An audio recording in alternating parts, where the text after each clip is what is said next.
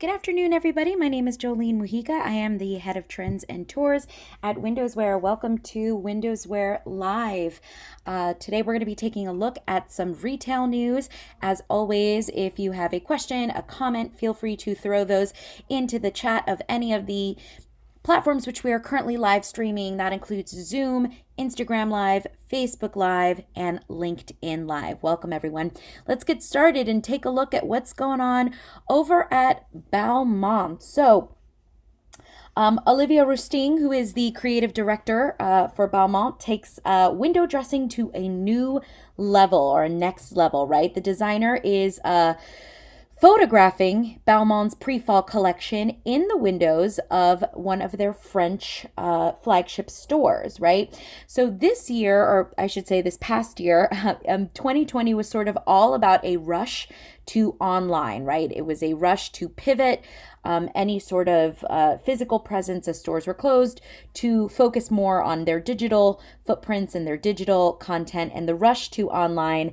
The creative director of Balmain thinks that digital is not necessarily enough, right? That's why he soldiered ahead with a physical fashion show last September, and why he loaded a barge of vintage Balmain and the velvet-throated singer Youssette in the summertime spectacle, in which he crouched in the window of Balmain's flagship boutique in Paris on Wednesday and shot his pre-fall campaign in front of a large crowd gathered on the sidewalk. So a little bit of sort of guerrilla production style, creating a sort of a frenzy in front of a space and, a capturable, Instagrammable moment.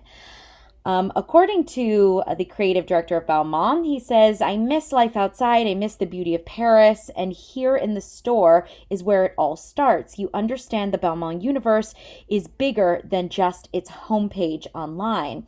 On Wednesday, the sprawling two-level boutique at the Rue Saint-Henri in Paris, while still fully merchandised, was also packed with models and technicians and Balmain executives, as bustling as any backstage runway show we've seen. Meanwhile, in the window, it was wallpapered with the archival Balmain monogram and offered the public a very rare chance to watch a live fashion shoot. This spectacle was also live streamed on Balmain's YouTube channel. So not while he's sort of pushing the in real life, the URL life was also benefited from this, as it was live streamed as well. And while Balmain boasts 6.3 million followers on Instagram, right, they acknowledge that while the creative director is a master of the selfie, he has to leverage social media in a smart way. And digital is not always enough, right? We need to be careful with the way that fashion is going now, because it's building on emotions, and the computer or an iPhone can't necessarily give the entire range of emotions that we would want at an in-person event, right? Connection is still the key here. The 75-year-old House Balmain, which has a history of incorporating its stores into its campaigns, was founded originally by Pierre Balmain, and often he himself, the founder, shot collections on the street in front of his original store. So this is not something new to the brand. This is actually an homage to the creator of the house, a little bit pulling from their archives. All that's old is new again. Rousteing did precisely that recently, arranging luggage and accessories on the sidewalk for his new Balmain 1945 line that reprised the monogram from the 1970s. He also picked up his camera for the resort collection and shot the lookbook himself at the chateau in Normandy. And he also said that he has plenty of time to practice his skills during lockdown as a photographer. Before that, he soaked up knowledge about fashion photography, and he's also worked with a fleet of marquee talents, including Stephen Klein, Inez van Lamerswijn, and many other noted photographers. Did he strive for a perfect fashion photo? According to him, he just hoped that the pictures that he would take would be timeless and that they would do the collection justice. He also says that he sometimes gets the shot in the first click. Sometimes it takes 2,000 clicks to get a photo. Sometimes you get it on the first time around. All of these pre-fall images would be shared on Balmain's with Belmont's wholesale clients and will later be used for online channels and campaigns. So a different approach, right? Something a little more organic. Here we can see them in the window waving to people walking by. Again, doing something like this, right, can first of all trigger excitement and FOMO, right? People feel like they're missing out on something if they're not physically there. Let's go ahead and take a look at the campaign video.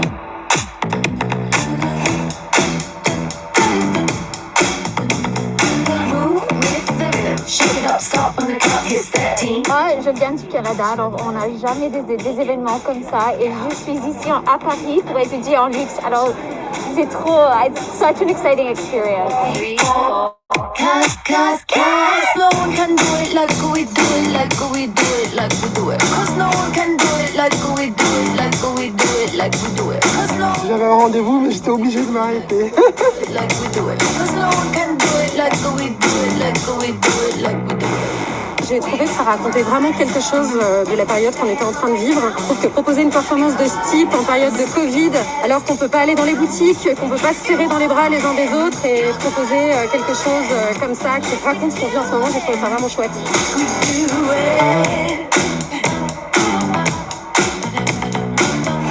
Je pense que c'est très émouvant et voilà, ça donne envie d'y croire et de persévérer.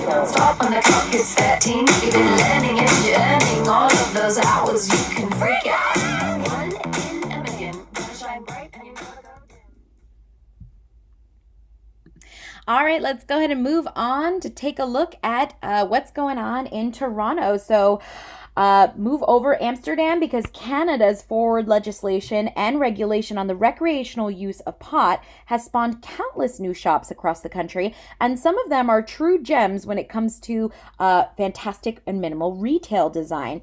And signaling this professional level of this new kind of trade is Edition X. This is a newly opened design-led shop in Toronto, specializing in a curated range of high-quality cannabis products and accessories, and in a setting that puts equivalent spaces that you can come across in the Dutch capital that would put the Dutch capital of Amsterdam to shame, right? So the company secured a location on the corner of DuPont Street and Spadina Road in the Annex neighborhood, occupying about 10,000 square feet on the ground floor space. Let's go ahead and take a look at this design inside. Quite minimal. And this was designed by local architecture practice Studio AC. The objective was to create an understated and uncluttered space with a singular volume. As such, a long central form was developed and inspired by the dimensions of the retail space, which runs along the ceiling toward the end of the store, bridging large recessed sections along the way. The grid element, which you can see here, there's a beautiful example of that. The grid element is replicated below by a row of display units crafting from the same materials and features deep trays upon which the merchandise is presented. A ledge at different heights runs along both side walls and adds up to the spatial dynamic. This also provides additional space to display products in trays and potted plants. As said, the Edition X stocks cannabis products and does so in various different forms, as well as a large range of related products, which includes lighters, ashtrays, grinders, bongs, and storage jars. So what's incredible about this is that cannabis retail has, for lack of a better word, been really sort of a hotspot for retail and architectural design, simply because the idea of designing for cannabis, 10 years ago was, thought of as very seedy or very kind of lascivious or maybe controversial to some brands. But now it's being embraced wholeheartedly. When I think of, Colorado domestically here in the United States, right? There's a lot of states that actually legalized medical and recreational marijuana just this past election in November. So there's no longer this sort of dark association with this, right? We're even starting to see this being passed in laws where, arrests for marijuana are not being penalized as harshly as they used to. So with that, the retail industry is taking note, and cannabis stores are becoming almost like very streamlined. They look like technological stores, right? This almost looks like something you would see, in either a beauty space or a tech space, right? To me, this is reminiscent of, very clean lines that you would see at an Apple store, or, something that sort of streamlined, very clean lighting that you would find, at an Ulta Beauty, for example. So we've come a long way in this arena, and it's kind of exciting to see just how that is pushing along into 2021. Let's move on over to Dubai. Dubai's presented by Shop and Shop is now officially open. So let's take a look at what that looks like. Again, founded by fraternal entrepreneurs Noman and Rizwan Ahmed, and currently also currently also running with Irwan, another sibling. Presented by is shifting gears to increase their global footprint. Now, the London-based consignment store is known to feature a tightly curated range of coveted sneakers, and this year has already expanded to Paris with a shop-in-shop at plush department store and Paris staple Le Bon Marché. But its very latest venture is a new outpost in a city not immediately associated with sneaker culture, but certainly associated with luxury fashion, which is Dubai. Then again, sneakers have become equally coveted trophies just as much as those Louboutins, so a well-considered destination after all for Dubai. The Shop and Shop is fittingly situated on the premise of Level Shoes, an expansive 96,000 square foot designer shoe paradise at the Dubai Mall, and the interior design was created by External Reference, an architectural practice based in Barcelona and Moscow. It has a futuristic look and feel, and unsurprisingly, it embeds very nifty and cool elements of high tech, occupying a 1,400 square feet unit on their ground floor. Presented by Shop and Shop features two funnel-shaped entrances separated by display booths, which can be accessed only on the inside. So here we can see that sneaker wall and those display booths. Both entrances are encapsulated by large LED screens, which depict a rotation of dynamic imagery. And when advancing further, shoppers encounter 3D printed lattice walls, which we just saw with the sneakers, inspired by the technologies and 3D parameters used by all fashion brands to produce sneakers. A recurring feature of the Presented by stores is to display the sneakers diagonally, enabling a complete view of the collections from multiple points of view. And these walls also feature impressive projections that can be programmed to be on and off when needed. Interestingly, the shelving is printed using an advanced polymer integrated We Are Pure and a 100% natural mineral compound, which mineralizes primary greenhouse gases, which are CO2 and NOx, and reduce volatile organic compounds. And as such, the retail space is able to absorb 38 kilograms of CO2 emissions per year. So working towards sustainability, right? The semicircular retail space features a sales counter area with illuminated lockers as a backdrop and an apparel area brimming with streetwear, accessories, fitting rooms, a claw machine, which is a fantastic use of gamification, and even an experience room. It's set up like a gallery, and it presenting different collections of most exclusive trainers or sneakers, and it also features a spectacular holographic and projection show, which you can see right here being showcased. Their Balenciaga sneaker is in that. Mind you, we are going to be Presented by already has plans to make another outpost in 2021, which is currently in the making in Mexico City. So while they started in London, Dubai is currently doing really well, and Mexico City, so moving to increase their global footprint. Beautiful design.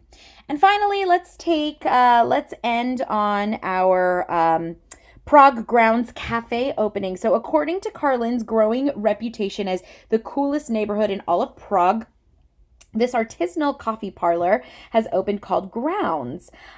This was opened by a hospitality entrepreneur and owner of coffee roasting company Rousteing, who wanted to set up a coffee parlor which would also feature an in-house roasting facility while also creating a new platform for baristas and coffee experts.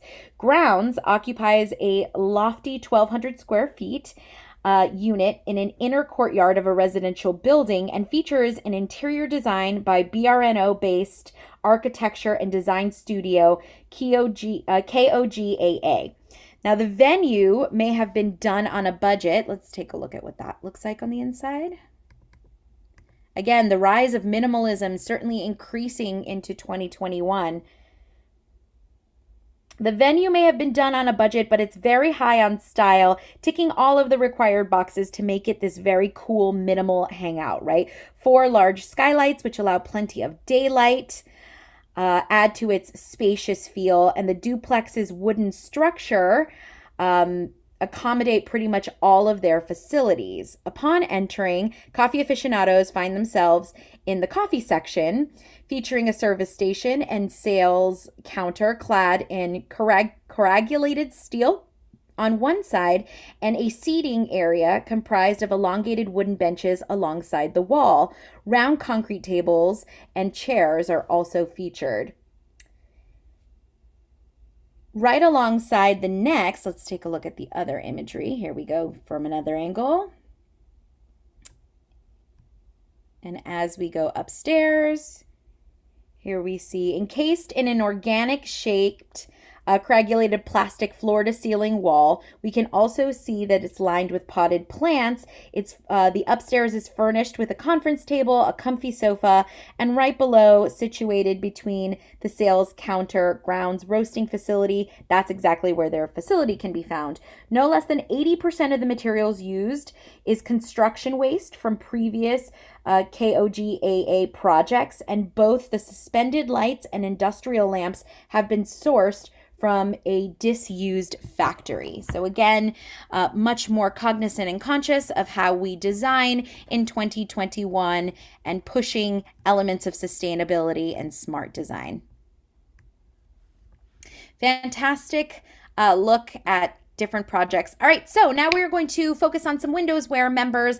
As always, if you are a member of Windowsware, please make sure that your profile is up to date and that you are uploading your projects so that you can be featured right here on Windowsware. Let's take a look at what is going on over at Visual City. So Visual City, who has posted their work that they did this past holiday season for Kate Spade. So this was a global campaign for the holiday windows for Kate Spade. This year, their theme was celebrating together, both near and far. Great job from Visual City. Let's take a look at Michael Kors.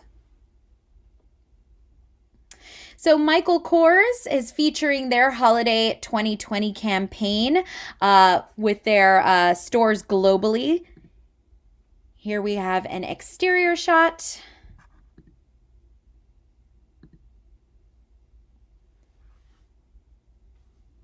Fantastic work by Michael Kors.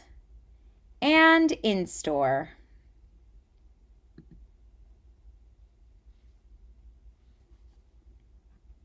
Nicely done. Congratulations to the Michael Kors team. And finally, let's end with Harlequin Design. Let's take a look at what they've got going on. So Harlequin Design worked this past holiday season on the John Lewis Give a Little Love campaign. So John Lewis and Partners Give a Little Love this past holiday season helped John Lewis spread the love across the high street, who are helping families in need by supporting charities Fair Share UK and Home Start UK, because if we all give a little more love together, we can make a big difference. So here's a great image from that particular project. Most of these holiday installations that were up from about mid-November through December and through the holiday season. Most of them came down just this past week, so it's great to have access to all of these fantastic installations as we move forward to our next holiday season, which would be for most retail the Lunar New Year, the Year of the Ox, and Valentine's Day here in the United States. So that does it for our Monday edition of Windows Wear Live. As always, if you have any questions or comments, please feel free to email us. And it's that time of year, the Windows Wear Awards.